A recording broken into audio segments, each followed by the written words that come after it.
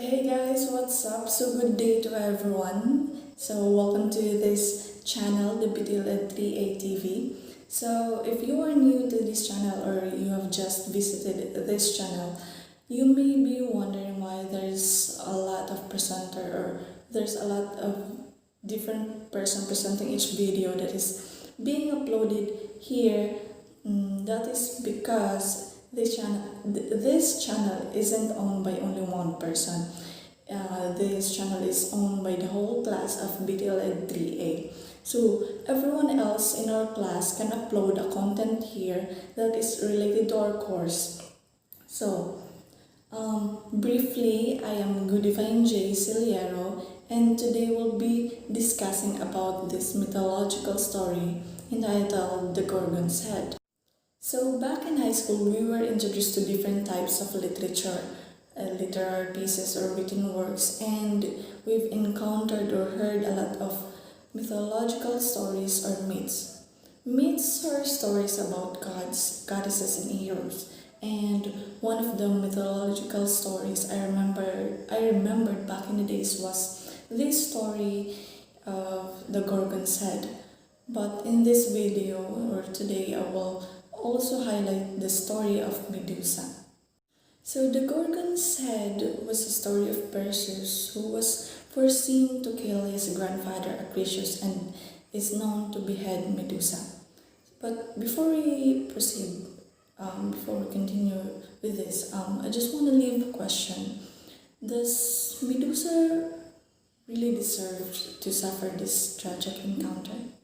Medusa is one of the well-known characters in Greek mythology and is part of the story The Gorgon's Head, whom I'll be focusing to discuss here.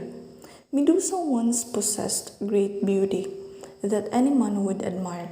She has admired and respected the goddess Athena to the point that she remained herself pure, and she eventually served the temple of Athena. Poseidon has seen and noticed Medusa's great beauty and was infatuated with her. But Medusa refused to acknowledge Poseidon's affection towards her, for she desired to remain pure. Poseidon, driven by his too much affection for her, had his way with Medusa and took her by force. After the incident, Medusa seeks help from Athena, hoping that the goddess will offer her protection, but what she gets was a curse of turning anyone into stone who ever looked at her, and she is now crowned with snakes. The goddess Athena, without hearing a single explanation from Medusa, considered her guilty, bringing dishonor to Athena herself and to her temple. Then, she was treated and seen as a monster, hunted by many warriors, and thereon starts the story of Perseus. King Acrisius had received a prophecy that his grandson would someday kill him. Frightened of this, he had imprisoned her beautiful daughter Danae, but Zeus saw her and fell in love with her, and they had a son named Perseus. The troubled King Acrisius then placed Danae and Perseus inside a chest and set it to sail on the sea. They were found by a fisherman whose brother fell in love with Danae. Her new husband didn't like Perseus, so he had ordered Perseus on an adventure to kill Medusa, hoping Perseus to die along its journey. Perseus, in despair over the misfortune which had overtaken him, was offered help by the gods to kill Medusa.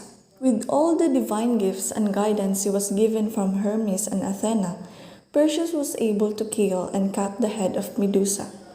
Thereafter, he found a beautiful maiden tied near the sea and saved her from the monster, killing it with the help of Medusa's head. He then asked the maiden Andromeda for marriage. Not all were pleased to hear and see Perseus' success, and once again he faced some problems. After all this, he went to his grandfather, reassuring him that he meant his grandfather no harm. Funny how destiny works its way, that Perseus ended up killing his grandfather Acrisius accidentally. He took part in some games, throwing a quoit. The prophecy indeed came true, and that's how this story ends. Now, going back to Medusa, is she just a mere monster or a victim? I'd say she was just a victim with a tragic fate, but then again, there are two sides to every story, and there's a lot of different versions, and one's perspective may differ to others. And to think that if she was just a monster or a victim is yours to decide or to judge.